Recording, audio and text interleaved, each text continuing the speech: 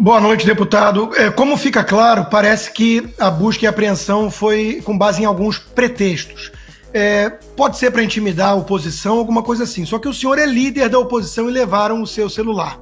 Eu tenho batido nessa tecla porque aqui nos Estados Unidos fala-se muito em fishing expedition, a tal pesca probatória. Levaram o telefone celular do Mauro Cid com base num pretexto de cartão de vacina.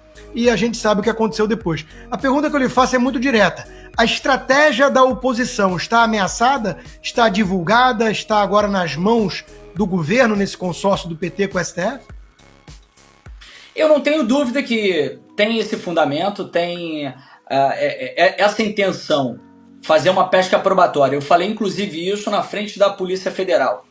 Quando eles fazem essa busca e apreensão com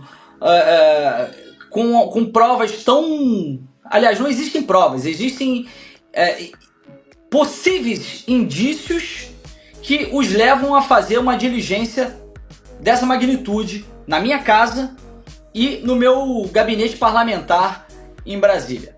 Quando eles fazem isso, eles não estão fazendo porque eles têm a convicção de que eu tenha participado de 8 de janeiro, porque isso é uma balela, nem eles acreditam nisso. Isso é muito frágil. Mas como eles sabem que hoje eles mandam no Brasil e eles fazem o que eles querem, o que eles pretendem é simplesmente jogar essa tarrafa, né? A pesca probatória. Eles jogam a tarrafa e aí, a partir dessa intenção inicial, eles buscam qualquer coisa que possa ter de errado ou uma suspeita de algo que eles possam criar algum tipo de narrativa. E é isso que foi feito aqui, foi feito com o Mauro Cid e foi feito comigo hoje, mas eu acho que isso é muito grave, não é porque sou eu, não é porque é o Carlos Jordi, é porque é um deputado federal, é porque é o líder da oposição, é porque eles estão ameaçando toda a nossa estratégia, como você destacou, consta, de como nós atuamos na Câmara dos Deputados, exercendo a nossa atividade parlamentar, exercendo tudo aquilo para que nós fomos eleitos. Nós somos resguardados pelo artigo 53 da Constituição, pelo parágrafo 2º do mesmo artigo.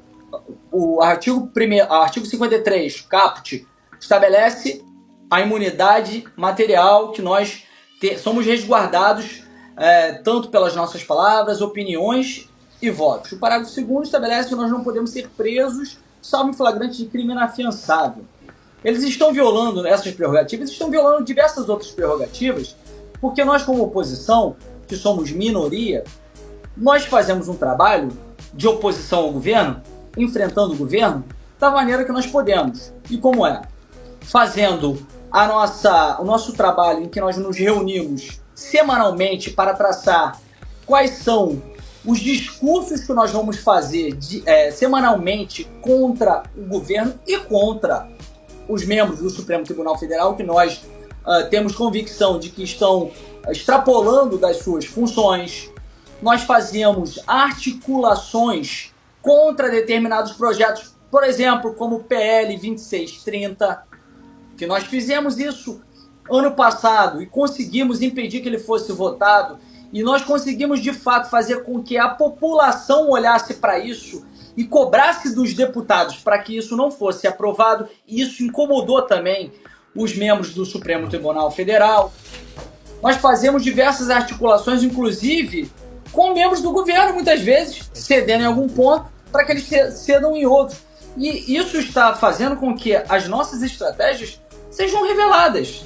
Inclusive, os posicionamentos que nós temos contra os membros do Supremo Tribunal Federal, contra o governo, estratégias que são muito importantes e sigilosas para nós. Isso é inadmissível, é digno, é algo que é fiel de uma ditadura. Deputado, eu tô ansioso por perguntar pelo seguinte, fazer uma pergunta pelo seguinte. Em primeiro lugar, boa noite, obrigado pela entrevista. Eu acho que esse caso vai muito além da agressão evidente feita ao senhor. Não poderia acontecer. é uma agressão ao poder legislativo, sobretudo. O inquérito é conduzido ilegalmente, os crimes, entre aspas, mencionados pelo Alexandre de Moraes não existem. Oficialmente não se pode condenar ninguém sem que haja uma lei que determine isso. Ele não poderia fazer o que fez sem a autorização da presidência do comando do Legislativo. Eu quero saber o que fizeram até agora o presidente do Senado e o presidente da Câmara, se eles entrarem em contato com o senhor e se eles vão ter a altivez necessária para mostrar que todos os poderes são iguais. Isso não pode acontecer. É a mesma coisa que a polícia a polícia legislativa tomar alguma providência semelhante no gabinete de um ministro do Supremo. São poderes iguais. O que é que o comando do Congresso pretende fazer e que tipo de reação já houve por parte dos deputados e senadores? Olha, a situação que nós vivemos hoje e essa diligência que foi feita hoje na minha casa, ela é sintomática. Ela demonstra como que a ditadura do judiciário está avançando e como o parlamento, o Congresso Nacional está desmoralizado. Estamos desmoralizados. E quando eu falo que estamos desmoralizados, não somos só nós, os deputados de oposição, que acreditam nisso. Inclusive, vários deputados do Centrão concordam conosco e ficam revoltados com tudo isso que está acontecendo. Eles sentem que o Supremo Tribunal Federal, na figura, sobretudo, do Alexandre de Moraes, já passou de todas as fronteiras do que é permitido. Ele está agindo ao arrepio da lei, ele está usurpando competências, ele está agindo fora do que determina a Constituição e hoje não existe mais a equidistância entre os poderes. Não existe mais separação, independência dos poderes.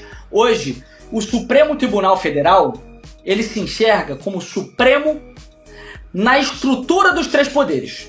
Supremo Tribunal Federal, esse Supremo, ele significa que ele é Supremo com relação à estrutura do Judiciário. Ele não é Supremo com relação ao Legislativo, ele não é Supremo com relação ao Executivo, ele não é maior do que nós. Só que, infelizmente, por inércia, por omissão, por termos deixado, e quando eu falo termos, não me incluo, mas eu incluo todo o Legislativo, incluo aqueles que deixaram o deputado Daniel Silveira ser jogado na cova dos leões para que ele pudesse sofrer da forma que sofreu e garantir mais hipertrofia de competências e poderes que não constam na Constituição para o Supremo Tribunal Federal.